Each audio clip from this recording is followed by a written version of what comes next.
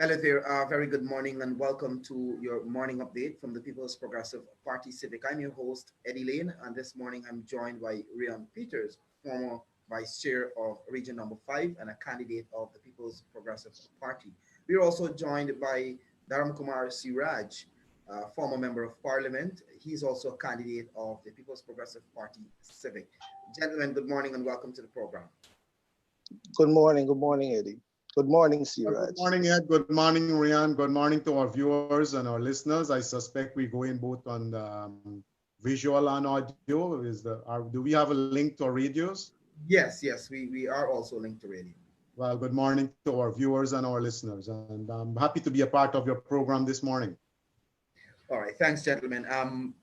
I want us to get quickly into this. And Guyanese voted on March 2nd. I always like to start from this basis.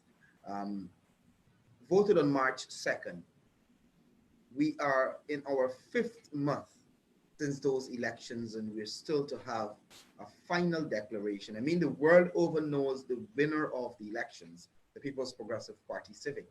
The numbers are there to prove that.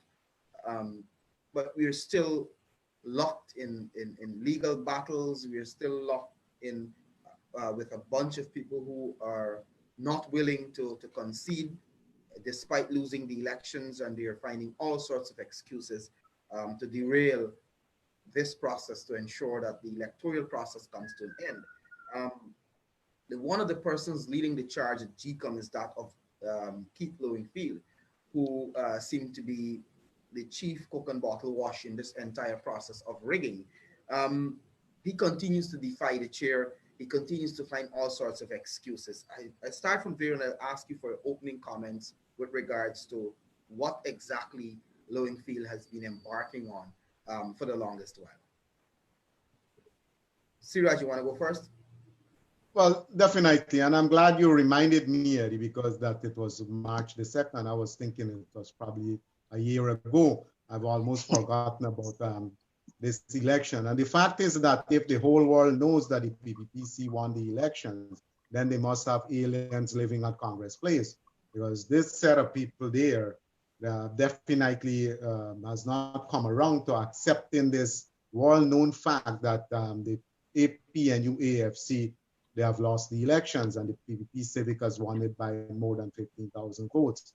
You know, you mentioned a name there, Lowenfield, as being the chief architect. I want to disagree a little bit there because given the experience of Vincent Alexander at GECOM itself, I would want to say that he is the chief architect of all these plans that we see unfolding one after the other.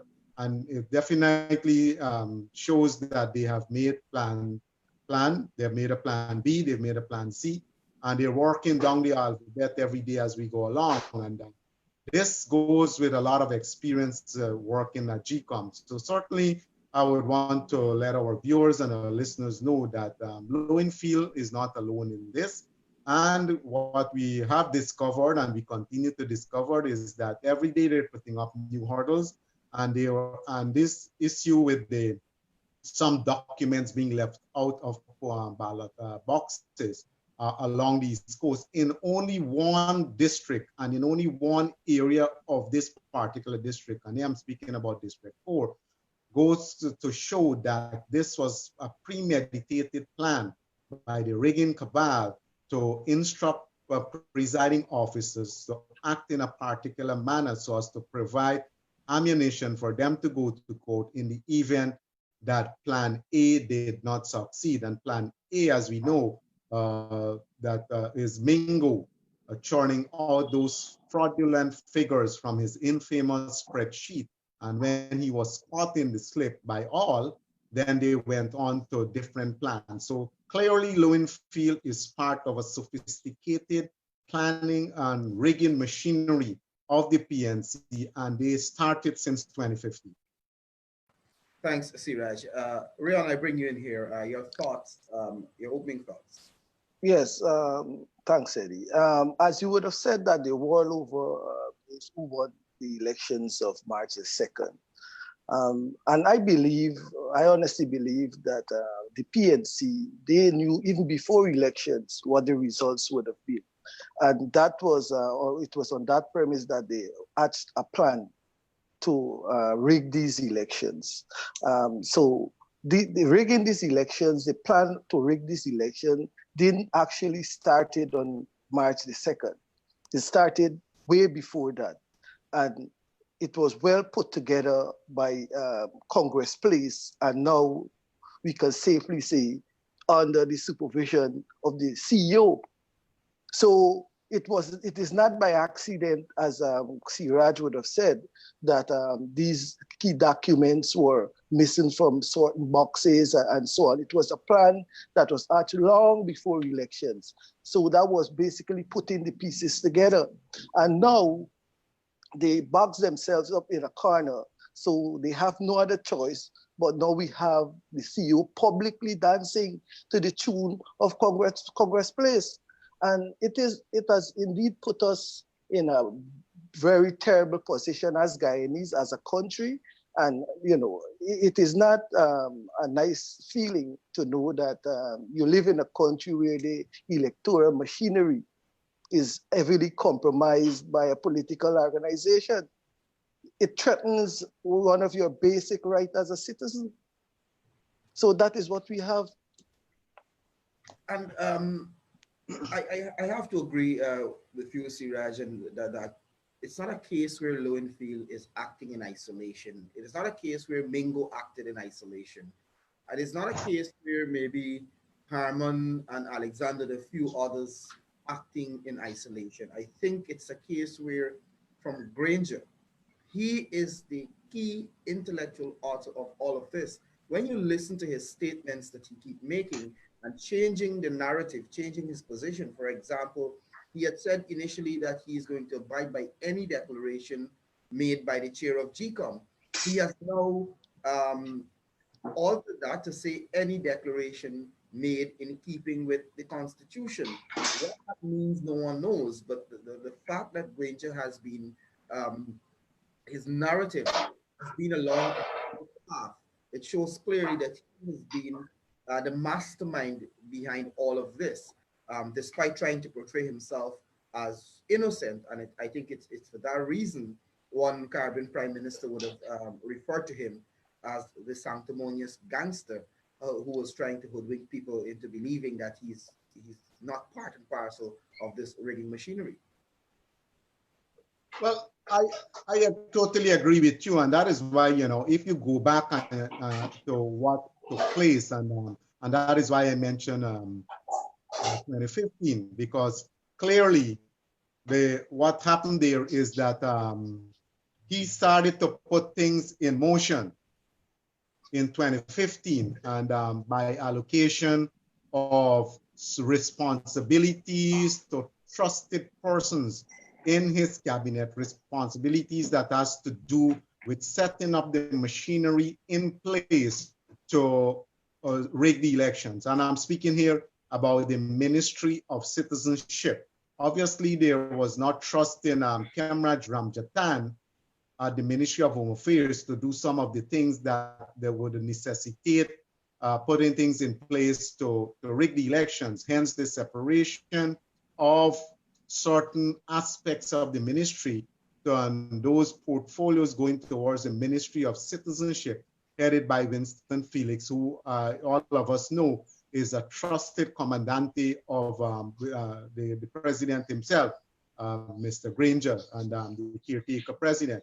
So with the start of this allocation of portfolios that can put in place mechanisms to rig the elections, gives you an indication that there was this intention to rig the elections of 2020. I think what happened is that the no confidence motion put a spoke in the wheel and threw their plans off track, and they took some time to recover, and that is why they contested after initially agreeing and conceding that they lost the government. They tried to legally challenge that, and we know what took place since December of 2018. when we should have had elections by March 2019. We ended up getting elections in March 2020. So the game plan here was to recover some time, put mechanisms in place to facilitate the rigging of the elections in a sophisticated manner. They got caught with their pants down. They could not put the systems in place that they anticipated. And of course, the People's Progressive Party, Civic, was very vigilant, and we uncovered plans after plans, including bringing in aliens into the country to get them registered and all of that. So it was basically now left to a mechanism of Mingo, his bed sheet and his spreadsheet to come into play because the other plans failed. And I think up to March 2020, they thought that there was still a chance for them coming in. And after that did not happen, we saw them hastily putting together this spreadsheet for Mingo, and in the process of that, all the delay in tactic. Now you're correct too, Ed, and I think the all Guyanese have now become aware of the changing narrative of Granger and the PNC cabal, because once they get caught in one area, they quickly move to another area, to another plan. They change the narrative to suit that plan, and then they quickly swing back to another area, to another narrative as soon as one plan gets unveiled.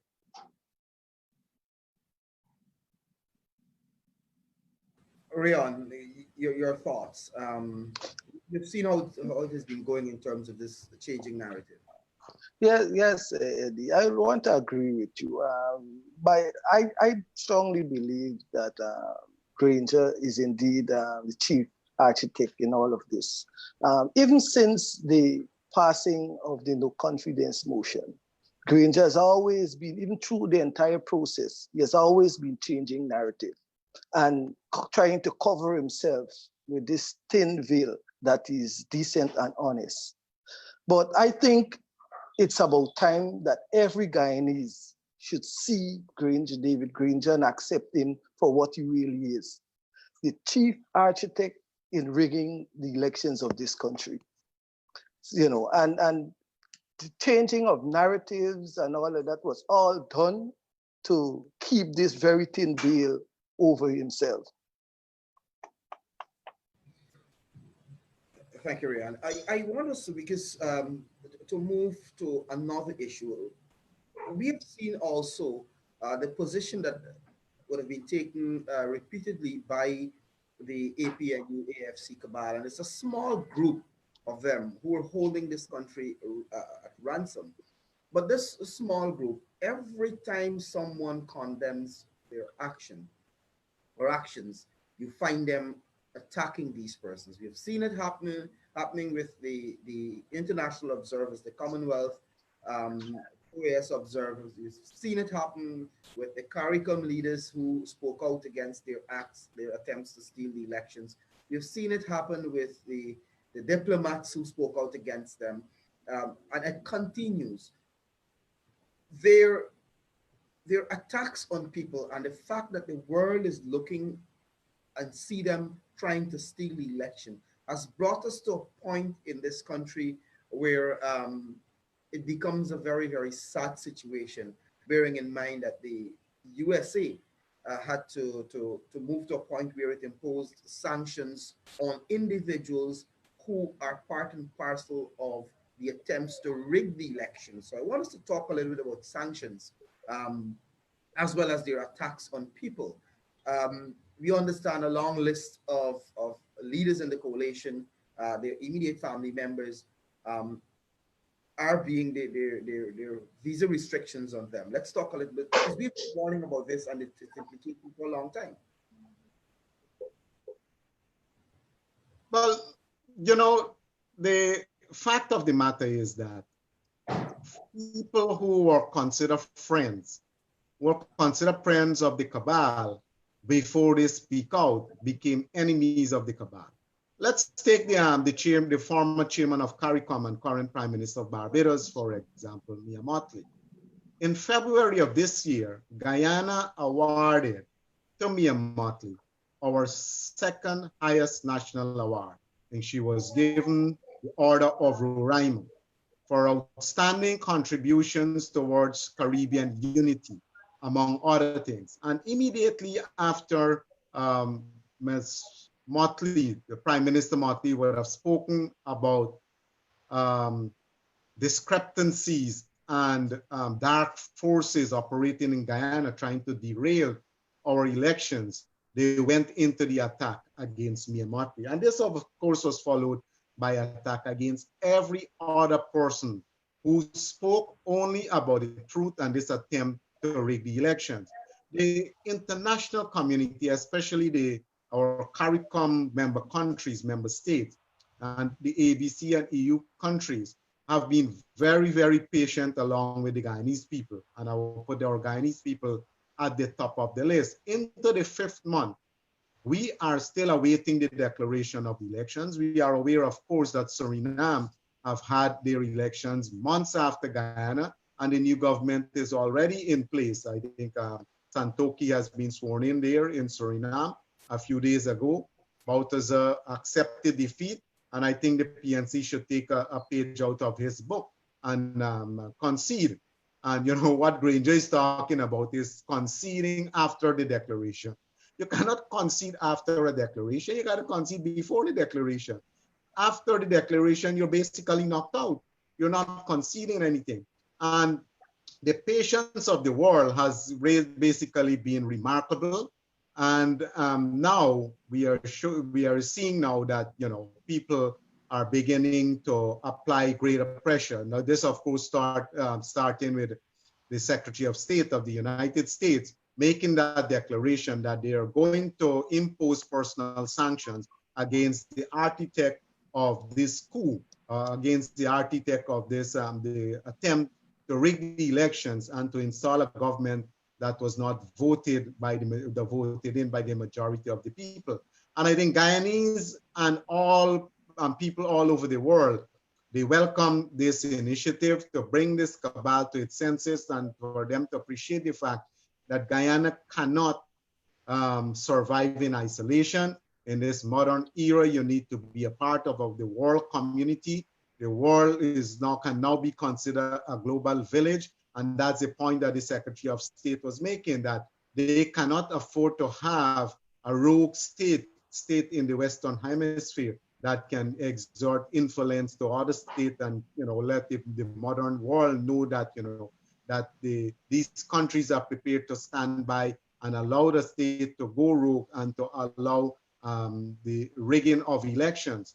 And we welcome, I'm certain all Guyanese welcome this initiative, and we're waiting for it to bite, you know, these personal sanctions, and let people, especially those in the circle that are rigging the elections, let them have an appreciation of what sanctions really means, especially sanctions at the personal level. It's not only about travel restrictions, it's about their ability to do business as they are accustomed to. And of course, it's going to affect immediate family members, especially those that are living overseas, those who have green cards, those who have, you know, visa of the different type, those who are studying overseas and all of that. So I'm certain we welcome these initiatives, and you see the narrative has already changed, that from the time of the announcement of the sanctions, the executive came out with a statement claiming to be saints, claiming that, hey, we haven't done anything that is in breach of the Constitution. We are working with the law, we're working with the Constitution, and it's unfair for sanctions to be imposed. So these, you know, these things goes to show that the world is not going to sit idly by and allow a regime that has gone rogue to hijack the will of our people. Democracy is here to stay, and the world will ensure that Guyana is a part of that democratic process. Rion. Yes, indeed, Eddy. You know, the patience of the Guyanese people, like the patience of the international community, was taken for granted by this rigging cabal. But how much more we as Guyanese, or even the world at large, is willing to endure by this rigging cabal. So, as Seeraj would have said, I think most right-thinking Guyanese or human being would want to welcome this move and hope that it might be enough to ensure that some level of decency is returned among this rigging cabal. While you might want to consider my thinking as being wishful, but I hope that as a country, this recent act by the US government will return some form of stability and decency to our country. But I was also made aware that this visa restriction might very well be only a tier of sanctions that possibly can be applied to these the members of this rigging cabal. But all in all, I personally would want to commend those governments that are working and trying their best to secure and maintain our democratic principle and values as a country, because as Seeraj would have said too, that the world is now a global village. And whatever happens in Guyana will certainly not only affect Guyanese, but it will affect those countries around us, those countries that we consider friends, those countries that we have trade agreements and so with. So the idea of abusing and cussing out people that speak to maintaining the democracy in this our country is not surprising to me from the rigging cabal, but I would say it's quite unfortunate. It is unfortunate because there we have a group of people who consider themselves government, who operate under this thin veil of being decent and honest, and go at all length to deprive our citizens of the basic right to elect a government of their choice, the basic right to have a democratically elected government in place. And no decent-minded human being will sit by and allow this. So they say, it's either you're on the side of wrong or you're on the side of right. But fortunately for us, there are more persons on the side of right than there is on the side of wrong. Thanks, Rion. And just to pick up from where you would have left off there, so the U.S.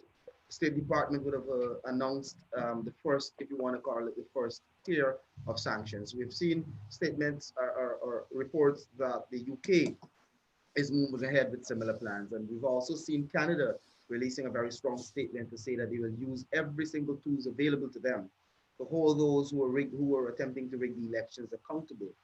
Then we've seen a very strong statement from the Brazilian government coming out yesterday afternoon, talking about how this is impacting Guyana and the need for democracy to prevail in Guyana. The CARICOM chair of CARICOM, the new chair of CARICOM, Prime Minister Dr. Ralph Gonsalves, also released a statement yesterday. And interestingly, he quoted as saying, there's a demonic clique engaged in vile attempts to hijack the country. And I want to read this quick quote from him before I ask you, Rion, to comment, and you will incorporate your closing comments in that, and same thing for you, Seeraj. And this is what he said: those same vile and vulgar persons, having failed in their attempts to curse and bully Prime Minister Mia Mottley and former Prime Minister of Barbados, Owen Arthur, and me, meaning Dr. Gonsalves, have now turned their demonic attention to senior staff members of CARICOM and reputable persons in Guyana and the Caribbean community. We must continue fearlessly to do the right thing. evil of the anti-democratic brigands must not be allowed any space to triumph. And he's talking about attack on the CARICOM leaders. He's talking about attack on the Secretary General of CARICOM and other independent-minded persons who are also speaking out about the attacks on these persons, and they naked attempts to steal the elections. So as it is now, Granger and his cabal standing alone. The world over has said to them that you have lost, take your licks and go. But there seemed to be no movement. I'll start with you, Rion, and you'll incorporate your closing comments. Well, as I would have said before, that fortunately for us as Guyanese, there are more persons standing on the side of right than there is on the side of wrong. We as Guyanese are somewhat conscious of how stubborn the members of this rigging cabal is. But I'm also confident that together as right-thinking human beings, and I say human being because it's not only Guyanese, but every human being that stand on the side of righteousness and want to see the best for Guyana and the Guyanese people. Together, we'll never allow this rigging cabal to get away with this blatant, ungodly act. I want to say that the thin veil of being honest and decent is not thick enough to hide this naked, dishonest attempt to rob the Guyanese people of their basic rights. It is not thick enough to allow them to prevent a democratically elected government to govern this country of ours. So with all the change in narrative, with all the continuous defiance of the instructions of the chairman and commission by the CEO, it's only exposing their wicked intent and agenda. And at the end of it, I say democracy must prevail in this country of ours. Eddy, before I come right to the current state of affairs in relation to the statement by the government of Brazil, and of course the recent statement by Dr. Ralph Gonzalez, current chairman of GECOM. To set things in perspective, I just wanted to take our viewers and our listeners and to the events following the no confidence motion. As we all know that this country was totally embarrassed when we claim this, I will now disassociate ourselves from the PNC rigging cabal. When they claim they went to court to say that 32 is greater than 33, all the way to the CCG.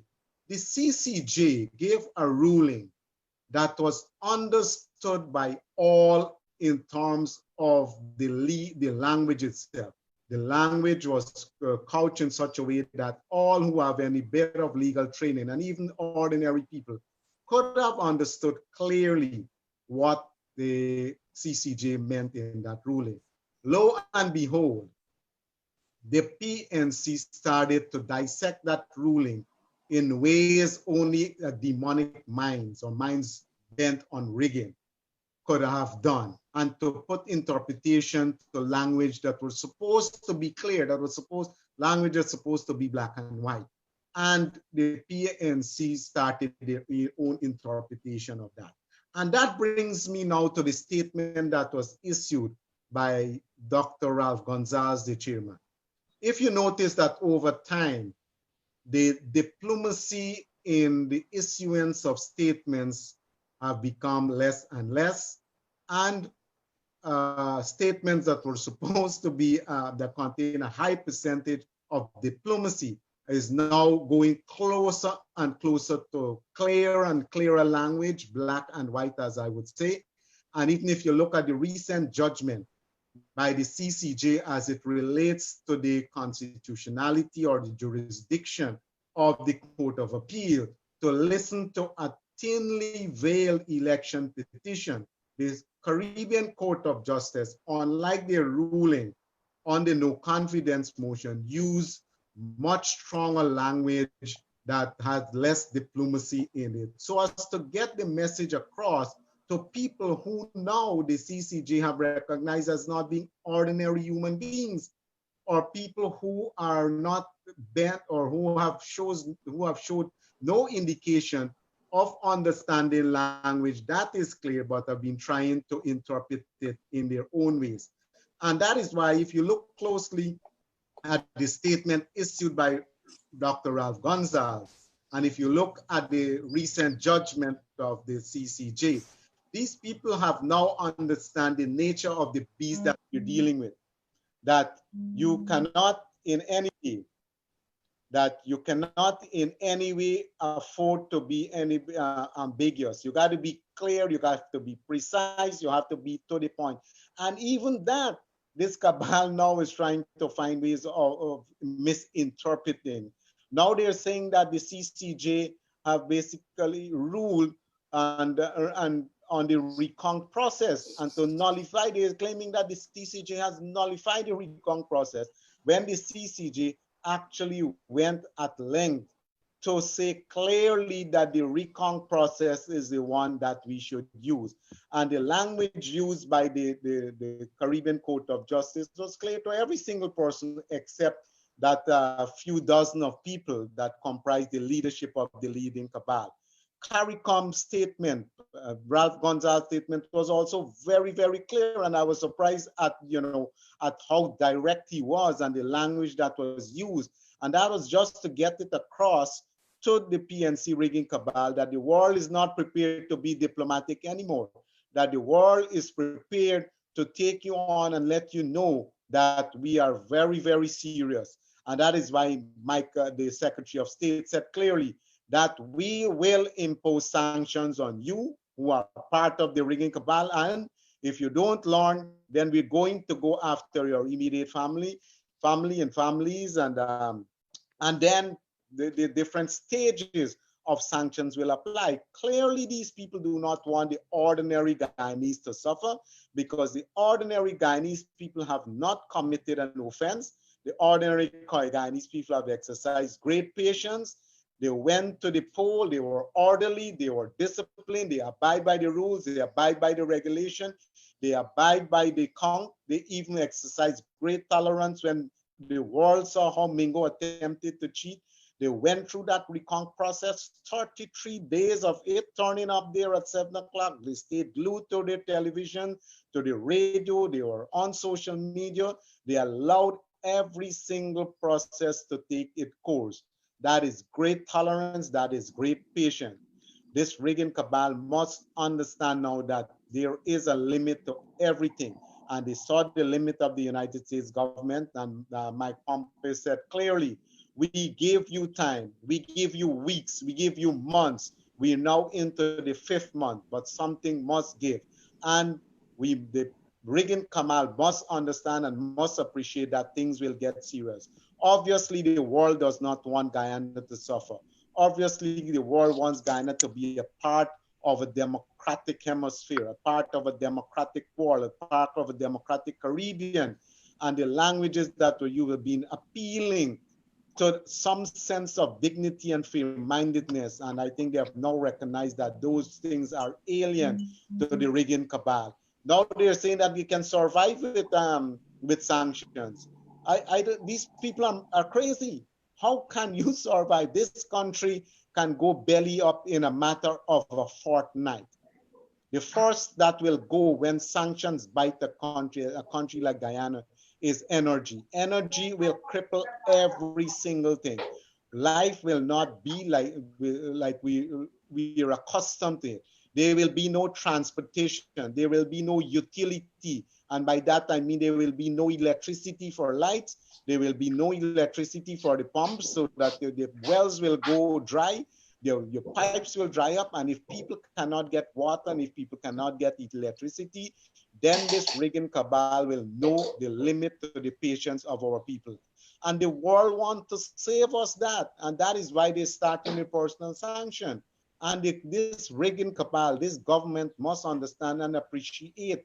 Like fuel, for example, if the fuel stop coming to Guyana, within a matter of a fortnight, all public transportation will come to a halt.